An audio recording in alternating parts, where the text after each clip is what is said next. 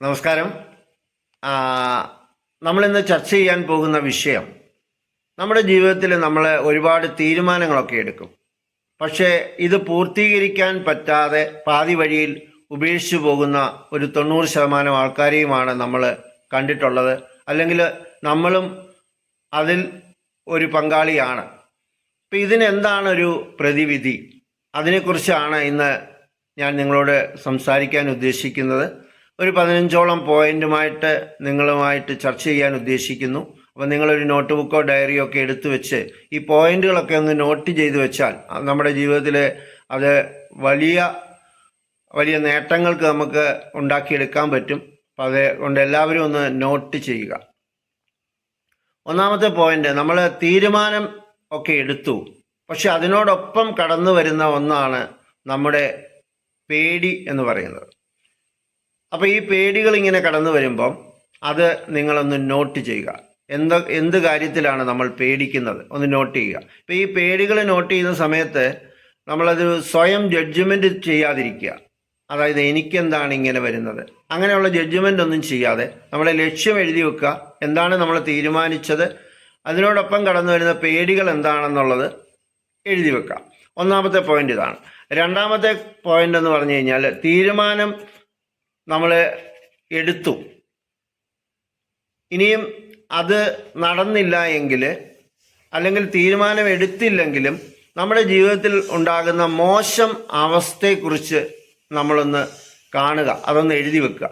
ഇനിയിപ്പോൾ ഈ കാര്യം ചെയ്തില്ലെങ്കിൽ എന്താണ് നമ്മുടെ ജീവിതത്തിൽ സംഭവിക്കുന്നത് എന്നുള്ള ഒരു മോശം അവസ്ഥ, ഏറ്റവും മോശമായ അവസ്ഥ, അത് നമ്മളൊന്ന് എഴുതി വയ്ക്കുക. ഇനി മൂന്നാമത്തെ പോയിന്റ് എന്താണെന്ന് ചോദിച്ചാൽ, ഇപ്പോൾ നമ്മൾ തിരഞ്ഞെടുത്തിരിക്കുന്ന കാര്യം അല്ലെങ്കിൽ ഉറച്ച തീരുമാനം അത് നടപ്പാക്കാൻ പറ്റുന്നില്ല എങ്കിൽ അതിന് പോസിറ്റീവായിട്ട് ചെയ്യാൻ പറ്റുന്ന കാര്യങ്ങൾ, അതിനോടൊപ്പം പോസിറ്റീവായിട്ട് ചെയ്യാൻ പറ്റുന്ന കാര്യങ്ങൾ എന്താണെന്ന് നിങ്ങളൊന്ന് എഴുതി വെക്കുക. ഇനി നാലാമത്തെ കാര്യം, തീരുമാനം ഒക്കെ എടുക്കുന്നതിന് മുമ്പ് നമുക്ക് വേണ്ടപ്പെട്ട അല്ലെങ്കിൽ നമ്മൾ വിശ്വസിക്കുന്ന ഒരാളുമായിട്ട് ആ തീരുമാനത്തെക്കുറിച്ച് ചർച്ച ചെയ്യണം. അതിനെ മെൻറ്റർ എന്നാണ് പറയുക, അല്ലെ വഴികാട്ടി എന്നാണ് പറയുക. അത് നമുക്ക് വിശ്വാസമുള്ള ആളായിരിക്കണം. നമുക്ക് വേണ്ടി നമ്മുടെ ഭാവിയെക്കുറിച്ച് എപ്പോഴും നല്ല കാര്യങ്ങൾ ചിന്തിക്കുന്ന വ്യക്തി, അവരുമായിട്ട് ചർച്ച ചെയ്ത് വേണം ആ തീരുമാനങ്ങൾ എടുക്കാൻ.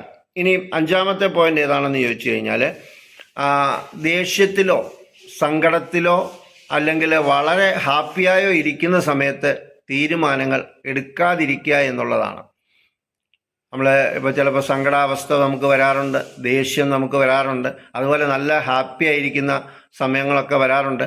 ആ സമയത്തൊന്നും നമ്മൾ തീരുമാനങ്ങൾ എടുക്കാതിരിക്കുക എന്നുള്ളതാണ്. കാരണം സർവേ പറയുന്നത് ആ സമയത്തൊക്കെ എടുക്കുന്ന തീരുമാനങ്ങൾ 99% ഫെയിലായിട്ടാണ് കാണാറുള്ളത് എന്നുള്ളത് കൊണ്ടാണ് അങ്ങനൊരു തീരുമാനം. അപ്പം നമ്മുടെ ഇമോഷൻസിനെയൊക്കെ കൺട്രോൾ ചെയ്തിട്ട് വേണം ആ തീരുമാനം എടുക്കാൻ. ഇനി ആറാമത്തെ പോയിന്റ് എന്ന് വെച്ചാൽ, തീരുമാനം എടുക്കുമ്പോൾ ആ ടോപ്പിക്കിനെ കുറിച്ച് ഉള്ള മാക്സിമം ഇൻഫർമേഷൻസ് കളക്ട് ചെയ്യണം. കാരണം അത് നമുക്ക് ആ ഇൻഫർമേഷൻ കിട്ടിക്കഴിഞ്ഞാൽ തീരുമാനം നമുക്ക് ഉറപ്പിക്കാൻ പറ്റുന്ന കാര്യമാണ്. അപ്പോൾ അതിന് വേണ്ടിയിട്ട് നമ്മൾ മാക്സിമം ഇൻഫർമേഷൻസ് നമ്മളെടുത്ത തീരുമാനത്തെക്കുറിച്ച് കളക്ട് ചെയ്യുക. ഇനി അടുത്ത പോയിന്റ് എന്ന് പറഞ്ഞു കഴിഞ്ഞാൽ, നമ്മളെടുത്ത തീരുമാനത്തെ നമ്മളോട് തന്നെ ഒരു 7 പ്രാവശ്യമെങ്കിലും ചോദിക്കണം. നമ്മളൊരു 7 പ്രാവശ്യമൊക്കെ നമ്മൾ എടുക്കുന്ന തീരുമാനം നല്ലതാണോ, ഞാൻ എടുത്ത തീരുമാനം ഉറച്ചോ എന്ന് നമ്മളോട് തന്നെ നമ്മൾ ചോദിക്കുമ്പം നമ്മുടെ മനസ്സ് അതിൻ്റെ യാഥാർത്ഥ്യം എന്താണെന്നുള്ളത് നമ്മളെ തന്നെ ബോധ്യപ്പെടുത്തി തരും എന്നാണ് ഈ പോയിന്റിലൂടെ നമ്മൾ മനസ്സിലാക്കേണ്ടത്. ഇനി എട്ടാമത്തെ കാര്യം, തീരുമാനം എടുത്തു കഴിഞ്ഞ് ഉണ്ടാകുന്ന നേട്ടങ്ങളെക്കുറിച്ച് വിലയിരുത്തണം. നമ്മളിപ്പോൾ ഒരു തീരുമാനം എടുത്തു കഴിഞ്ഞു, ആ തീരുമാനത്തിൽ എന്തൊക്കെയാണ് നമുക്ക് ലഭിക്കാൻ പോകുന്നത്, എന്തൊക്കെ നേട്ടങ്ങളാണ്. അത് ചിലപ്പം ഒരു വർഷം കഴിഞ്ഞായിരിക്കും, ചിലപ്പോൾ 5 വർഷം കഴിഞ്ഞായിരിക്കും, ചിലപ്പോൾ 10 വർഷം കഴിഞ്ഞായിരിക്കും അത് ലഭിക്കാൻ പോകുന്നത്.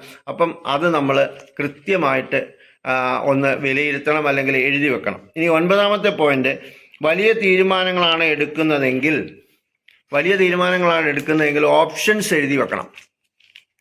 ഇതല്ലാതെ വേറെ ഏതെങ്കിലും ഉണ്ടോ? അപ്പോൾ ഓപ്ഷൻ എഴുതുമ്പോൾ നമുക്ക് മനസ്സിലാക്കണം ഏത് തീരുമാനമാണ് നമുക്ക് എടുക്കേണ്ടതെന്ന് നമുക്ക് കൃത്യമായിട്ട് മനസ്സിലാവും. അതിനാണ് ഓപ്ഷൻ എഴുതാൻ പറയുന്നത്. ഇനി 10ാമത്തെ പോയിന്റ് എന്താണെന്ന് ചോദിച്ചാൽ, ഞാൻ എടുക്കുന്ന തീരുമാനം പെട്ടെന്ന് എടുക്കുന്ന ഒരു തീരുമാനമല്ല, വളരെ ആലോചിച്ച് സമയമെടുത്ത് തീരുമാനമെടുക്കുന്നതാണ് എന്ന് ഉറപ്പ് വരുത്തണം. ഒരു മിനിമം ഒരു 3 ദിവസമെങ്കിലും ഇതിനെക്കുറിച്ച് ആലോചിച്ചിട്ട് വേണം നമ്മൾ എടുക്കാൻ. കാരണം നമ്മുടെ ലൈഫിൻ്റെ ഒരു ലക്ഷ്യസ്ഥാനത്തേക്ക് പോകുന്നതായതുകൊണ്ട് തന്നെ അതിന് സമയമെടുത്ത് വേണം ആ തീരുമാനങ്ങൾ നമ്മൾ കൃത്യമായിട്ട് എടുക്കാൻ. ഇനി 11ാമത്തെ പോയിന്റ് എന്താണെന്ന് ചോദിച്ചാൽ, ഈ ഒരവസ്ഥ നിങ്ങളുടെ ഫ്രണ്ടിനാണ് വരുന്നതെങ്കിൽ നിങ്ങൾ എന്തായിരിക്കും സജഷൻസ് കൊടുക്കുക?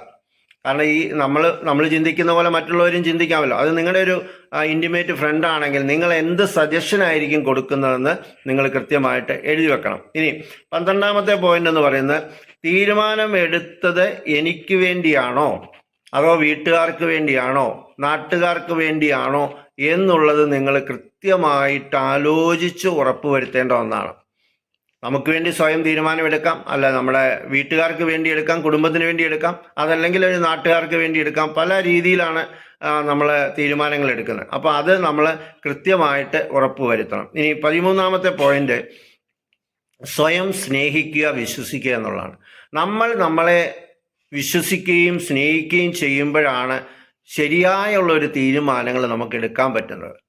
കാരണം അപ്പോൾ അത് കൃത്യമായിട്ട് ആ ഒരു മനസ്സ് നമ്മളോട് തന്നെ അതിനൊരു സജഷൻസ് ഉണ്ടാക്കി പറയും എന്നാണ് സർവേ പ്രകാരം ആൾക്കാർ പറയുന്നത്. അപ്പോൾ അതുകൊണ്ട് തന്നെ നമ്മളെ സ്നേഹിക്കുക, അതുപോലെ നമ്മളെ വിശ്വസിക്കുക, എനിക്കിത് ചെയ്യാൻ പറ്റും എന്നുള്ളൊരു വിശ്വാസം നമുക്ക് ഉണ്ടാക്കിയെടുക്കേണ്ടത് വളരെ അത്യാവശ്യമാണ്. അപ്പോൾ ആ രീതിയിൽ നമ്മളൊന്ന് വിലയിരുത്തുക. ഇനി 14ാമത്തെ പോയിന്റ് ബാക്ക് പ്ലാൻ ആണ്.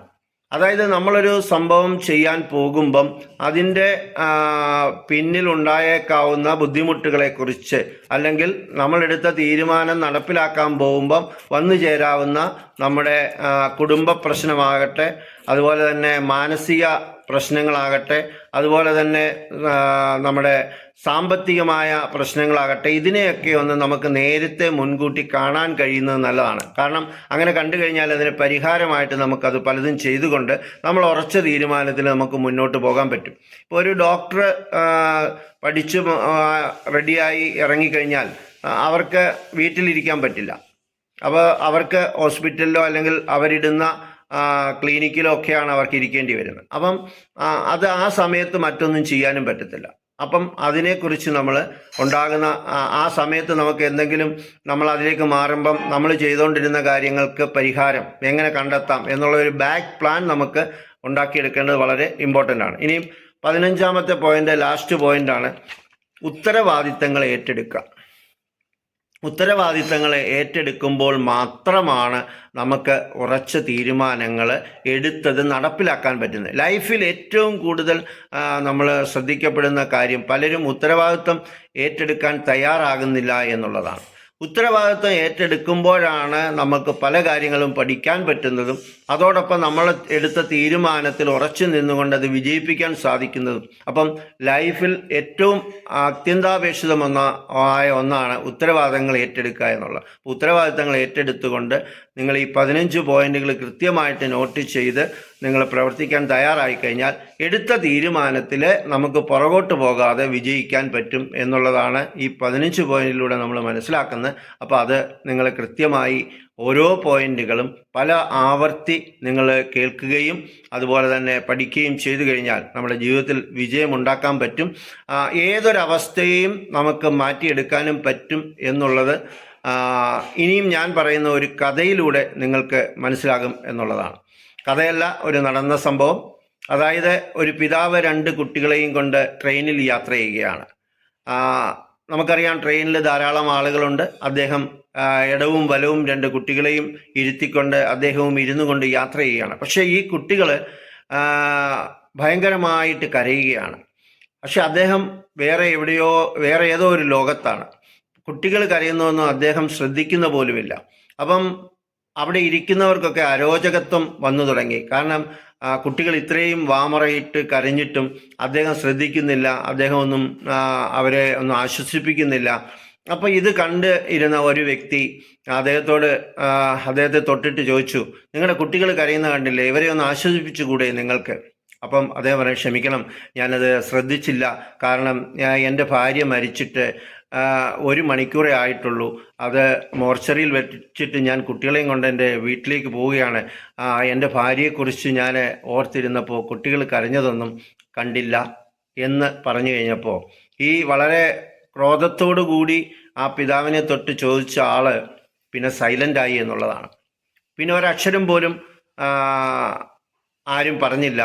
അവിടെ ഇരുന്ന ആൾക്കാരെല്ലാം വളരെ സൈലൻ്റായിട്ട് അതിനെ ശ്രദ്ധിക്കുകയായിരുന്നു. അവിടെ ഒരു സൈലൻ്റ് ആയിട്ടുള്ളൊരു അന്തരീക്ഷം കടന്നു വന്നു. പ്രിയപ്പെട്ടവരെ, ഇതുപോലെയാണ് നമുക്ക് ഏതവസ്ഥയിലേക്കും ചിന്തിച്ചു കഴിഞ്ഞാൽ മാറാവുന്നേ ഉള്ളൂ. അപ്പം നമ്മുടെ ഏതൊരവസ്ഥയാണേലും അതിനെ മാറ്റിയെടുക്കാവുന്നതേ ഉള്ളൂ എന്നുള്ള ഒരു സന്ദേശം കൂടിയാണ് നമുക്ക് ഈ കഥയിലൂടെ ലഭിക്കുന്നത്. അപ്പോൾ നിങ്ങൾക്ക് എല്ലാവർക്കും നിങ്ങളുടെ അവസ്ഥ മാറ്റി നല്ല കാര്യങ്ങളൊക്കെ ചിന്തിച്ചുകൊണ്ട് നിങ്ങൾ എടുത്ത തീരുമാനങ്ങൾ നടപ്പിലാക്കാൻ കഴിയട്ടെ എന്ന് ആശംസിക്കുന്നു. Wish you all the best.